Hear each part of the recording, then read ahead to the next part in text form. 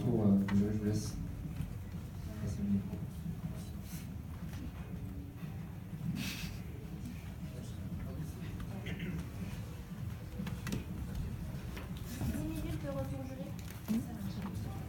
Bravo à tous. J'ai une question pour la première équipe. Vous avez parlé de l'objectif de neutralité de communication, mais qu'est-ce que vous souhaitez faire derrière et qu'est-ce que vous avez fait suite à cette neutralité si elle est atteinte? Alors très effectivement, on est parti sur l'idée d'un levier de par la communication et c'est ce à quoi répond donc notre action dans un premier temps. Ce qu'on souhaiterait faire dans un second temps, c'est grâce à cette communication et de par l'open source, développer avec l'aide de l'open source les moyens nécessaires pour améliorer le produit. Parce qu'il est vrai qu'à l'heure actuelle, et c'est pour ça qu'on n'était pas vraiment convaincus dans un premier temps, c'est pas suffisamment ergonomique pour être transporté en montagne par des nomades, des digital nomades ou que sais-je, qui peut être très très intéressant sur ce point de vue-là. Et voilà, on aimerait peut-être un peu plus de recherche sur ce point. Voilà. Et puis juste là, on vous a décrit l'étape de test. Effectivement, vous voulez continuer dans la communication. Je ne sais pas si vous connaissez les Space Invaders. C'est des choses qui sont un peu partout dans Paris. Et on imaginait que si la communauté se mettait en place et commençait à faire leur propre poulpe rouge, et qui pouvaient faire des nuits comme ça, où ils pouvaient en mettre un petit peu partout, ça pourrait créer comme ça une communauté et continuer à faire effectivement grandir le projet, ce projet ou ceux d'après pour l'amélioration du produit. Je vais passer au JT aussi. Merci. Peut-être une question sur un des autres projets ou on voulait continuer sur celui-ci ou alors enchaîner. J'avais aussi une question pour la première équipe, c'était, en fait, j'ai pas compris qui paye les éoliennes dans votre modèle. C'est les associations qui luttent contre la précarité énergétique. Le but, c'est vraiment de leur faire un buzz à moindre coût et sur un mode de communication original. Et puis, bien sûr, vérifier l'usage. Si vraiment c'est un usage qui est vérifié, là, on peut penser à d'autres choses. C'est aussi un test. Moi, j'avais une question pour la deuxième équipe, donc voilà, je pense que vous avez plus développé sur la partie à la fois usage du produit et valeur ajoutée en termes de formation. Donc c'est presque de l'insertion, ce que vous proposez. Ça vaudrait le coup, je trouve, de développer un peu la partie comment des gens qui vivent dans la rue et qui sont très éloignés de l'emploi vont aller se servir de machines dans un Fab Lab. C'est quand même deux mondes un peu différents aujourd'hui. Du coup, j'aimerais bien vous entendre là-dessus. Et puis sur la partie usage, aujourd'hui, est-ce qu'il n'y a pas d'autres produits qui font un peu la même chose avec des chargeurs à main ou voilà, d'autres types de produits? Du coup, comment est-ce que vous vous positionnez? Parce que si on passe beaucoup de temps à produire cette éolienne-là dans un Fab Lab, alors on va peut-être passer moins de temps à en produire un autre. Est-ce que vous avez un peu questionné ça? Moi, je pense pas. D'abord, par rapport à la première question, genre pour donner quelques chiffres, un SDF sur 5 a fait des hautes études. Donc par rapport à ce que vous dites, ils sont très compétents pour pouvoir utiliser une machine d'impression 3D. Et ensuite, 31% des SDF ont déjà un emploi, et 23% à temps plein et 23% un emploi à temps partiel. Donc finalement, ils ne sont pas du tout éloignés du marché de l'emploi. Et le principe de ce c'est que quand vous avez un emploi, forcément le portable est indispensable. Donc c'est là où on remonte à l'histoire de l'utilisation vraiment de ce prototype, donc l'Inflesia, qui permet de recharger les batteries portables et de continuer à exercer son emploi sans être pénalisé, parce que c'est réellement le seul lien social que le SDF a avec la société.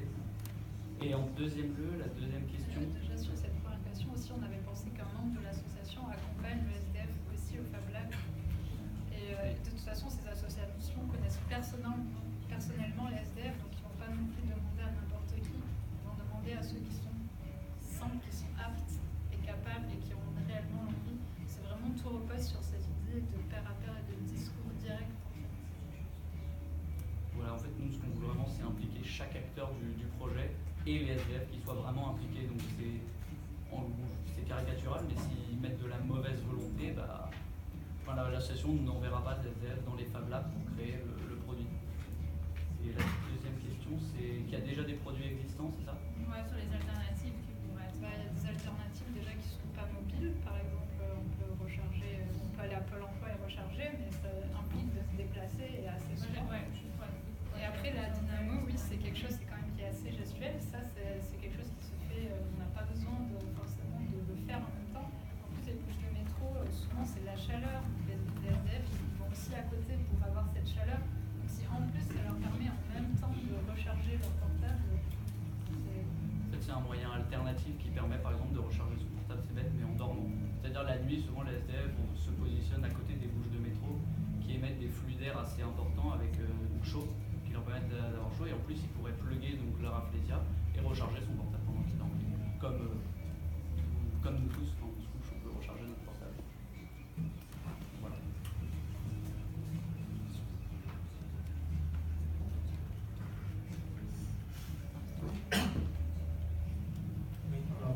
Une question effectivement sur le porteur de projet. Je trouve ça vraiment intéressant. Et la question que je me suis posée, c'est plus le coût énergétique en fait, de production de l'outil.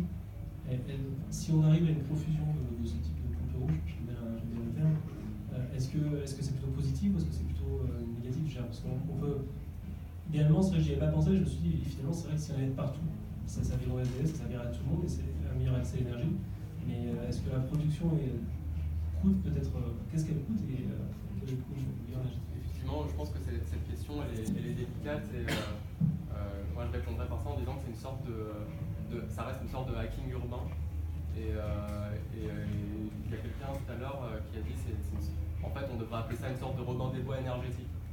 C'est-à-dire que des fois, j'ai dit c'est une éolienne parasite. C'est vrai que dans certains cas c'est vraiment un parasite. On va mettre ça sur une bouche de climatiseur. Si jamais on obstrue trop la sortie du climatiseur, eh ben, on risque de générer une surconsommation d'énergie. Par contre, si on le met sur une bouche de métro, ça ne va pas empêcher le métro de passer. Donc on a au final un rapport énergétique intéressant. Mais je pense que l'intuition que j'ai, c'est qu'au final, c'est effectivement aussi un outil de communication, un outil d'insertion, et que du coup les conséquences sont peut-être à voir plus sur le plan social que sur le plan strictement énergétique. J'ai répondu. Oui, tout à fait, ouais, merci. J'enchaîne avec une question que j'avais aussi pour la première équipe. Quand vous avez posé le problème du nomadisme, en tout cas de pouvoir transporter ou pas, c'était une question que je m'étais moi-même posée juste avant. J'étais un peu frustré par la suite parce qu'on n'avait pas apporté de réponse. Ensuite, dans les échanges, vous avez dit que dans le futur, ça pourrait venir. Mais est-ce qu'il y a une réflexion qui peut être... est-ce que votre modèle serait compatible avec une amélioration de la technologie en tout cas? Alors pour le coup, de notre façon de voir les choses, justement, on n'est pas forcément convaincu par cet usage-là, mais on pense que l'usage, par exemple, nomade, etc., est là. Par contre, aujourd'hui, le produit ne permet pas d'aller en montagne et de le faire tourner. En l'état. Du coup, ça peut être intéressant de faire participer la communauté pour dire, voilà, maintenant, notre projet, c'est de la faire privable pour les randonneurs, etc., etc. Et pourquoi pas, effectivement, d'envisager un business model. Et s'il a réussi à se faire connaître, en plus, c'est sexy comme tout, c'est tout mignon. Donc ça peut marcher sur ça. Mais effectivement, nous, on n'était pas forcément convaincus par le côté on gagne dans la bouche d'égout avant d'aller bosser. Pour ajouter une toute petite précision, en l'état, en fait, c'est un dispositif qui est efficient dans ce cas-là. C'est-à-dire que si je prends ça en montagne, je ne vais pas avoir d'un rendement suffisant avec cette taille d'hélice. Et du coup, l'idée c'est que la base, le cœur de l'éolienne, on peut retirer les pattes et rajouter d'autres types de pattes qui vont permettre de planter dans le sol par exemple, mettre une éolienne un peu plus grande et obtenir du coup des rendements intéressants pour cet autre usage, mais que je ne vais pas présenter ce soir.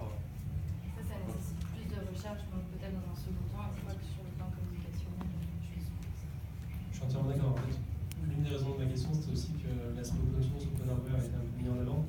Et je trouvais que ça manquait un peu dans la discussion. Le bénéfice que pouvait avoir cet aspect collaboratif et les améliorations qui seraient amenées par les utilisateurs, par cette dissémination de technologie.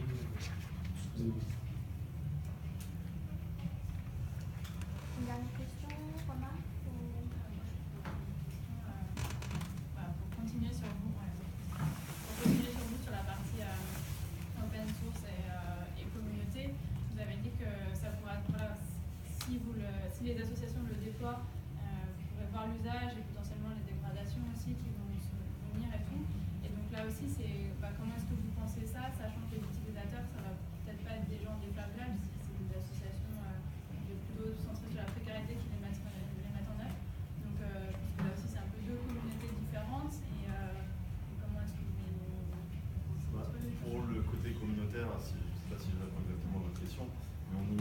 faire participer et des bénévoles de l'association de précarité énergétique, pourquoi pas celle des SDF, mais ça on n'est pas convaincu aussi, sauf que les autres aussi, voilà. Et de faire rentrer dans ces communautés-là les personnes de l'open source. Et moi je voyais ça comme des grandes réunions, on assemble le truc, on part, on va tous là où on doit les mettre, et c'est un peu le côté sympa des affichages publics, la nuit en douce, on colle nos trucs, on part, etc. Et le lendemain, ça va partout. Voilà. Et on avait ce truc-là. Après, c'est aussi le sens de l'adolescent, c'est dire, est-ce qu'il y a un usage vraiment, est-ce que les gens vont se lier, est-ce que les mecs vont shooter dessus, au bout de 2 jours, tout va partir, et vu que c'est du plastique, le côté écolo, il part un petit peu. Donc c'était aussi le côté, on fait 100, on voit ce qui se passe. A priori, si on n'est pas trop mauvais, on peut créer un buzz, notamment dans les petites manchettes. Et si vraiment on sent qu'il y a un usage, etc., on passe à l'étape d'après et on amène cette émulation. Et à ça, j'ajouterais qu'il y a une question qui est aussi très politique en ce moment, qui est celle de l'immigration. Et que les SDF, c'est pas l'image qu'on en a, voilà, les SDF, le problème social. On a effectivement beaucoup de populations qui se retrouvent aujourd'hui sans énergie, qui ont besoin d'un rapprochement avec leur famille, qui ont des téléphones, mais pas de quoi nécessairement les brancher. Pas forcément les ressources sociales pour se dire je vais partir à la SNCF, je vais le faire parce que t'as les papiers, etc., et que c'est dangereux. Et voilà, c'est une grosse question politique et ce produit peut y répondre.